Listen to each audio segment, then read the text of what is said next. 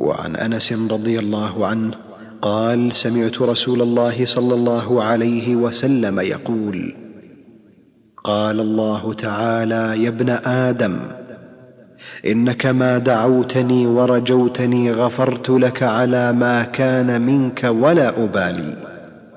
يا ابن آدم، لو بلغت ذنوبك عنان السماء ثم استغفرتني غفرت لك.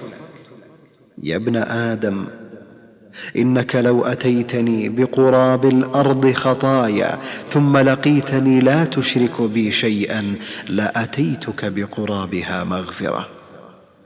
رواه الترمذي وقال: حديث حسن. انس رضی الله عنه میگوید: شنیدم رسول اکرم صلی الله علیه و سلم از قول باری تعالی میفرماید: ای بنی آدم، هرگاه مرا میخوانی و به من امید داری، تو را بر آنچه بوده، یعنی به خاطر اعمالت میامرزم و از تو پروایی ندارم.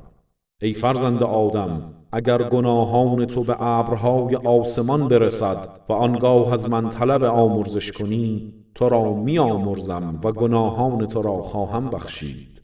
ای انسان، اگر به سوی من آیی در حالی که زمینی پر از گناه و خطا داری ولی به من شرک نیاوردی، من با زمینی پر از مغفرت و بخشایش به سوی تو می آیم.